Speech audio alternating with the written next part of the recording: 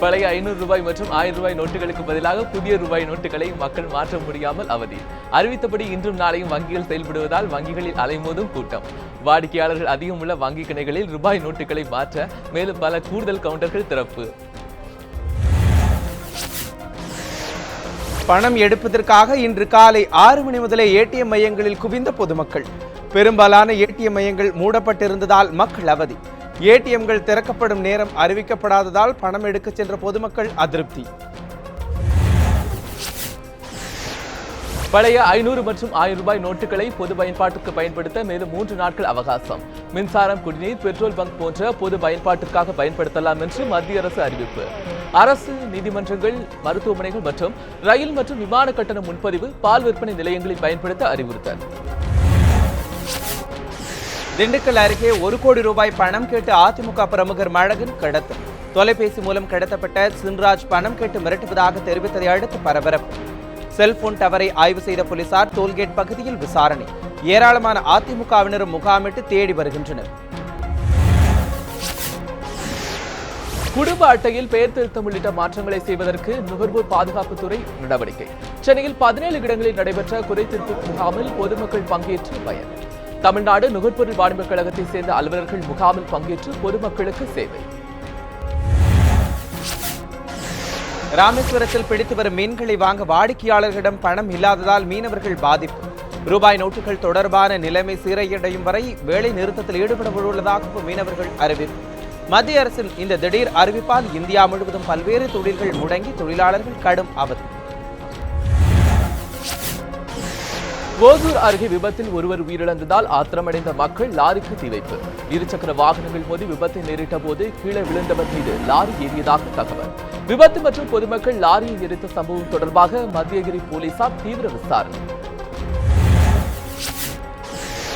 தமிழகத்தின் முக்கிய வர்த்தக நகரமான கோவையிலும் பெரும்பாலான ஏடிஎம்கள் செயல்படாத அவலநிலை. ஏடிஎம்களை தேடி அலையும் பொதுமக்கள் ஏடிஎம் எந்திரங்களில் பணம் நிரப்பப்படாததால் ஏமாற்றம். பணத்தை வங்கிகளில் சேமித்துள்ள மக்கள் தங்கள் சொந்த பணத்தை எடுக்க முடியாமல் திண்டாட்டம். திருத்தணி அருகே 20 லட்சம் ரூபாய் மதிப்பிலான செம்மரங்களை கடத்த முயன்ற கும்பல் தப்பி ஓட்டம்.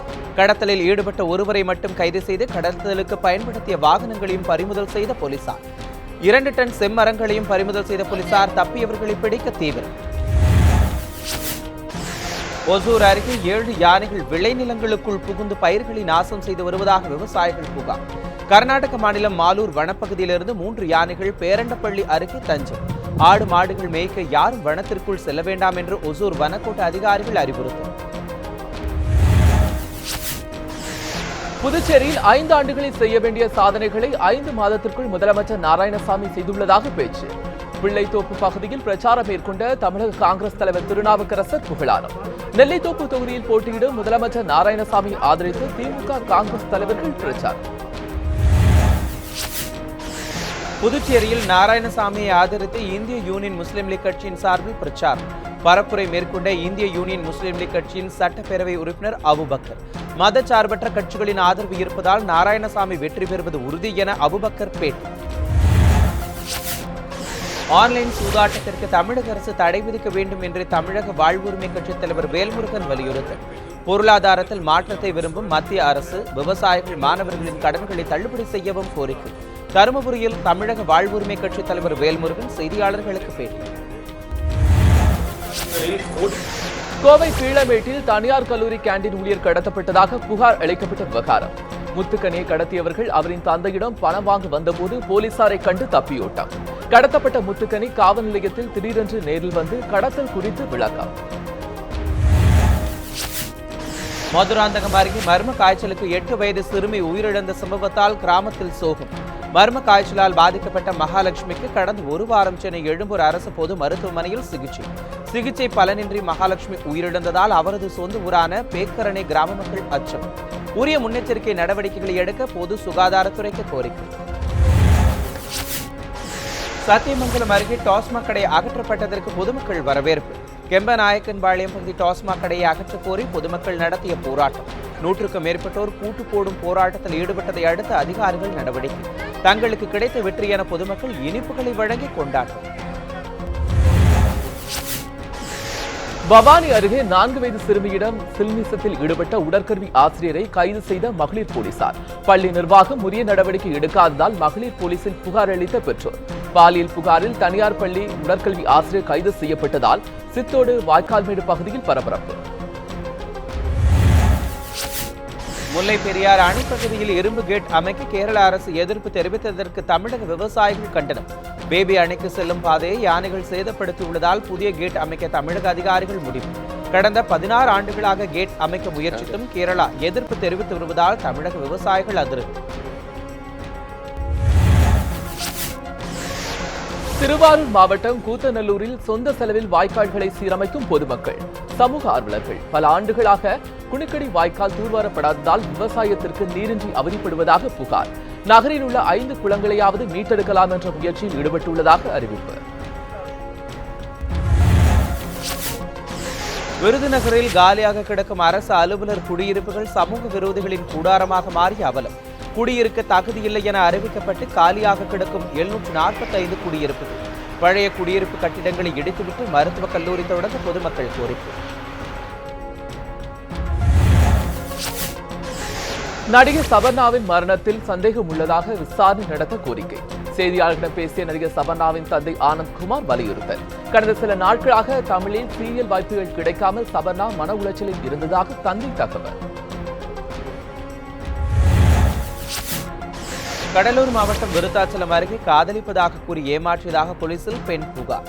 வேறு சாதி என்பதால் பிரபாகரன் என்ற நபர் தன்னை திருமணம் செய்ய மறுத்ததாக பாதிக்கப்பட்ட பெண் வேதனை. புகாரின் பேரில் பிரபாகரன் உள்ளிட்ட 4 பேரை கைது செய்து காவல்துறையினர் விசாரணை. 2018 உலகக்கோப்பை கால்பந்து போட்டிக்கான தகுதி சுற்று ஆட்டங்கள். ஒஹியோவில் நடைபெற்ற அமெரிக்கா மெக்சிகோ இடையிலான தகுதி சுற்று போட்டி 1-2 என்ற கோல்கள் கணக்கில் அமெரிக்காவை வீழ்த்தியது மெக்சிகோ. 4 முறை உலக சாம்பியன் பட்டம் வென்ற அமெரிக்காவின் பனிச்சறுக்கு வீராங்கனை லிண்ட்சே வான் புலர்டாவில் பயிற்சியில் ஈடுபட்டிருந்த போது வலது கை கால் முறிந்தது. அறுவை சிகிச்சைக்கு பிறகு பயிற்சியில் ஈடுபட முடியும் என்று மருத்துவர்கள் அறிவுறுத்தல். தேசிய அளவிலான உயரம் தாண்டு போட்டியில் இந்திய வீரர் தேஜஸ்வின் புதிய சாதனை. ஜூனியர் தடகள போட்டியில் 2.26 மீட்டர் தாண்டி சாதித்தார். சீனியர் பிரிவில் 12 ஆண்டுகளுக்கு முன்பர் ஹரிசங்கர் ஏற்படுத்தியிருந்த தேசிய சாதனையை முறியடித்தார். மோசமான பந்து வீச்சுக்கு தன்னுடைய தலைமுடி உதிர்வதே காரணம் என்று ரோஹித் சர்மா வித்தியாசமான விளக்கம்.